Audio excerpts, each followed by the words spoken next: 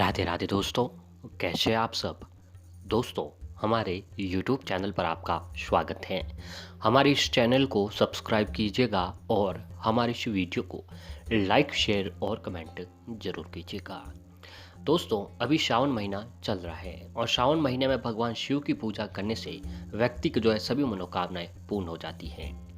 दोस्तों, सावन का महीना भगवान शिव को समर्पित होता है। तो ऐसे में बताया जाता है कि सावन के इस महीने में भगवान शिव कैलाश मानस सरोवर से उतरकर धरती पर विचरण करते हैं और अपने भक्तों की हर परेशानी, जीवन में जो भी दुख होते हैं, कष्ट होते हैं, संकट होते हैं, वो सारी खत्म कर देते हैं। तो ऐसे में सावन के शुभ महीने में भगवान शिव की हमें पूजा आराधना जरूर करनी चाहिए। भगवान शिव आदि हैं और अंत भी, उनसे जीवन भी है और मृत्यु भी। उनकी कृपा से तो काल भी डरते हैं, क्योंकि दोस्तों वह सव्य महाकाल है। इस श्रावण में शिव पूजा के साथ दोस्तों भगवान विष्णु जी की भी पूजा का अवसर हमें प्राप्त हो रहा है। हम बात कर रहे हैं पुत्रदा एकादशी के बारे में। श्रावण पुत्रदा एकादशी का महत्व दोस्तों बहुत ही अधिक बताया जाता है। जो लोग दाम्पत्य जीवन में संतान सुख से वंचित हैं, उन लोगों के लिए श्रावण पुत्रदा एकादशी का व्रत है वह बहुत ही महत्वपूर्ण होता है। श्रावण पुत्रदा एकादशी के नाम से इस व्रत के उद्देश्य के बारे में पता लग रहा है, अर्थात दोस्तों पुत्र देने वाली एकादशी। जी हाँ, जिन माताओं बहनों को पुत्र रत्न की प्राप्ति नहीं हो पा रही है, उन्हें आज पति और पत्नी दोनों को व्रत अवश्य रखना चाहिए और भगवान विष्णु माता लक्ष्मी जी की एक साथ पूजा करके एकादशी व्रत को करने से संतान की प्राप्ति होती है। सावन पुत्रदा एकादशी के दिन व्रत रखते हुए भगवान विष्णु जी की आराधना की जाती है और भगवान विष्णु श्री कृष्ण के बाल स्वरूप की पूजा करते हुए संतान की कामना करें। इस वर्ष दोस्तों यह पावन दिन पुत्रदा एकादशी 18 अगस्त बुधवार के दिन को पड़ रही है। तो ऐसे में आज आपको भगवान श्री कृष्ण, भगवान विष्णु, माता लक्ष्मी जी की पूजा जरूर करनी चाहिए। तो सावन पुत्रदा एकादशी प्रारंभ होगी वह दोस्तों हिंदी पंचांग के अनुसार सावन शुक्ल एकादशी तिथि 18 अगस्त को 3:20 से प्रारंभ होगी, जिसका समापन 18 अगस्त की देरी रात 1:05 को होने वाला है। तो दोस्तों पुत्र रत्न प्राप्ति का एक मंत्र है। अगर आपके पुत्र की इच्छा रखते हो तो इस मंत्र का जाप आज के दिन आपको जरूर करना चाहिए। मंत्र है दोस्तों, ओम देव की सुत गोविंदनम वासुदेव जगतपते देहि मम तनयम कृष्ण तमामहे शरणम गतम। ओम देव की सुत गोविंदम वासुदेव जगतपते देहि म तन्यम कृष्ण तमाम शरणगतम। इस दिन भगवान विष्णु जी की पूजा करने के बाद इस मंत्र का जाप करें। यह भगवान श्री कृष्ण जी के बाल स्वरूप से जुड़ा मंत्र है, जिसे भगवान श्री कृष्ण जी के समान पुत्र की कामना की गई है। तो दोस्तों, अगर आप पुत्र एकादशी का व्रत रख रहे हैं, उसका पारण का समय है कि जो लोग व्रत रखेंगे उनको व्रत का पारण अगले दिन 19 अगस्त को करना होगा। उस दिन प्रातःकाल 6:32 से लेकर 8:30 के बीच पुत्रदा एकादशी का व्रत का पारण कर सकते हैं। पारण के बाद ही व्रत का पूरा माना जाता है।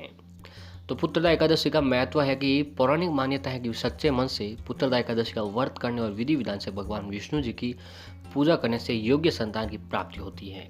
एकादशी व्रत के पुण्य से व्यक्ति को मृत्यु के पश्चात भगवान विष्णु जी के धाम वैकुंठ स्थान में भी प्राप्त होता है। तो दोस्तों, ये महत्व था। आज हम आपको बताएंगे कि अगर आप लोग आर्थिक स्थिति से परेशान हैं, क्योंकि दोस्तों अभी बहुत ही अधिक महामारी खत्म हुई है, अभी तक खत्म भी नहीं हुई है, फिर भी दोस्तों अभी तक सभी लोगों का व्यवसाय और व्यापार पटरी पर नहीं आ पाया है। तो ऐसे में आर्थिक तंगी बहुत अधिक है, या फिर आपके बने बनाए काम बिगड़ जाते हैं, सफलता आपको नहीं मिल पा रही है। तो दोस्तों आज हम आपको एक ऐसा उपाय बताएंगे, इस उपाय को करने से आपकी हर परेशानियां खत्म हो जाएगी। जी हाँ दोस्तों, इस एकादशी का व्रत करने से व्यक्ति के सभी पापों का भी नाश होता है और उसके साथ धन संपदा में भी वृद्धि होती है। तो आज हम आपको एक हल्दी का छोटा सा उपाय बताने जा रहे हैं, जिसे एकादशी के दिन करने से आपके सभी कष्ट दूर हो जाएंगे।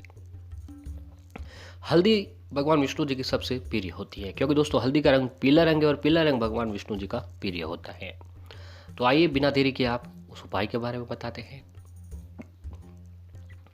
तो दोस्तों इस उपाय को करने के लिए आप एकादशी के दिन सुबह प्रातःकाल जल्दी उठें और स्नान करें। स्नान करने के बाद एक पात्र लें, उस पानी में थोड़ी सी हल्दी डाल दीजिए। हल्दी भगवान विष्णु जी को बहुत ही प्रिय होती है और इस तरह से स्नान करने से भगवान विष्णु जी की कृपा प्राप्त होती है।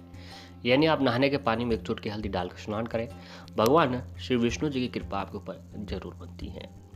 स्नान के बाद पीले रंग के स्वच्छ वस्त्र धारण कर दें। अब आप अपने घर के मंदिर के सामने आसन बिछाकर बैठ जाएं। मंदिर के सामने दोस्तों आपके सामने जो है भगवान विष्णु और माता लक्ष्मी जी की ऐसी मूर्ति या तस्वीर अवश्य होनी चाहिए जो दोनों एक साथ विराजमान हो। अब आसन मंदिर के सामने आसन बिछाकर बैठ जाएं। अब मंदिर में एक लोटे में शुद्ध जल भरकर रख लें। अब 2 आपको तांबे के बर्तन लेने हैं। तांबे का लोटा ज़्यादा शुद्ध माना जाता है, तो आप 2 तांबे के पात्र ले लीजिए।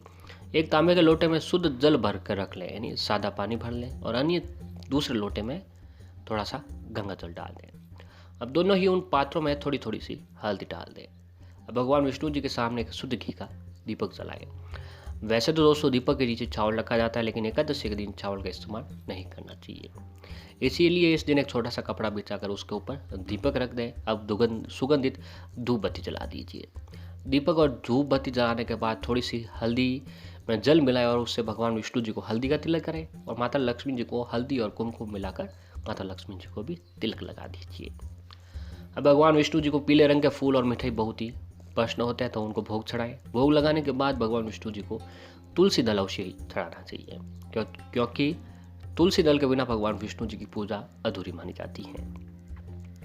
अब भगवान विष्णु जी के महामंत्र का जाप करें। दोस्तों मंत्र है ओम नमो भगवते वासुदेवाय नमः। ओम नमो भगवते वासुदेवाय नमः। इस मंत्र का जाप आपको 108 बार जाप करना है। जब भगवान विष्णु से और माता लक्ष्मी से अपने और अपने परिवार की समस्याओं के निराकरण की प्रार्थना करें। प्रार्थना के बाद हल्दी मिला हुआ गंगा जल लें और उसे ले जाकर आप अपने घर के मुख्य दरवाजे पर छिड़क दें, और फिर पूरे घर में छिड़क दें। घर के बाहर, घर की बाउंड्री, घर की छत, घर के जितने भी रूम हैं, सब में जो है वो हल्दी मिला हुआ पानी आपको हल्दी मिला हुआ जो गंगा जल था वो छिड़क देना है। ऐसा करने से मां लक्ष्मी जी आपके घर में स्थायी रूप से निवास करती हैं।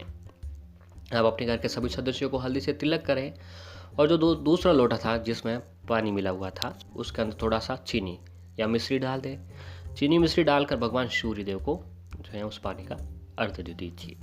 मात्र अगर आप छोटा सा काम आज एकादशी के दिन ये हल्दी का काम कर लेते हैं, तो दोस्तों आपके जीवन की हर परेशानी पल भर में खत्म होती चली जाएगी।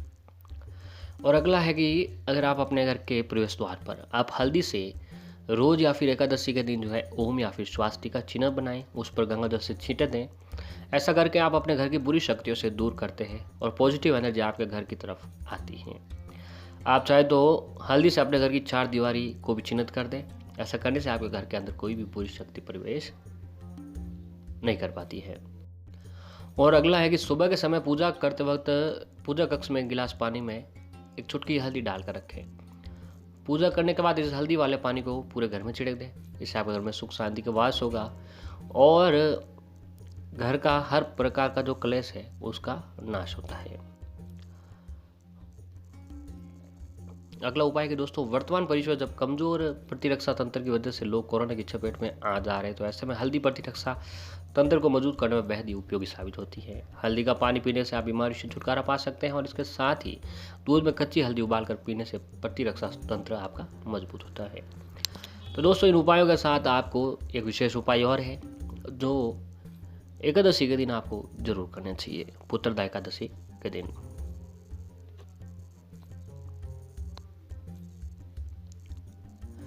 कि धन प्राप्ति के लिए भी एक उपाय है। कि धन प्राप्ति के लिए भक्तों को पुत्रदा एकादशी पर भगवान विष्णु जी को साबुत पान चढ़ाना चाहिए। इसके बाद भगवान विष्णु जी को अर्पित किए गए पान पर कुमकुम से श्री लिखें और इसे घर के मुख्य तिजोरी में रख दीजिए। आपकी हर परेशानी जो है खत्म होती चली जाएगी। और संतान प्राप्ति के लिए दंपति को इस दिन भगवान विष्णु जी की पूजा करनी चाहिए। इसके बाद दूध में मिश्री मिलाकर संतानहीन दंपति को चांदी के लोटे से देव वृक्ष पर अर्पित करना चाहिए। इससे आपको संतान प्राप्ति अवश्य ही होगी। समस्त प्रकार की परेशानियों से छुटकारा पाने के लिए इस दिन जातकों को राधा कृष्ण मंदिर में पीले फूल की माला अर्पित करनी चाहिए। इस उपाय से जीवन में आने वाली समस्त परेशानियों से छुटकारा मिलता है। और मान्यताओं के अनुसार पुत्रदा एकादशी के दिन जो ये उपाय करता है वह बहुत ही लाभप्रद उपाय होता है। यानी इन उपायों को करने से व्यक्ति की हर परेशानी जो है खत्म होती चली जाएगी। व्यक्ति जो है दिन दूनी रात चौगुनी तरक्की करेंगे और जीवन में जो भी दुख है, कष्ट है, संकट है, परेशानी है, भगवान शिव, माता लक्ष्मी, भगवान श्री विष्णु जी की कृपा से हर परेशानी जो है दूर होती चली जाएगी। बस पूर्ण सात्विकता और विश्वास के साथ जो भी जाते के उपाय करते हैं उन उपाय उन उन जीवन में ज़रूर सुख समृद्धि प्राप्त होती है।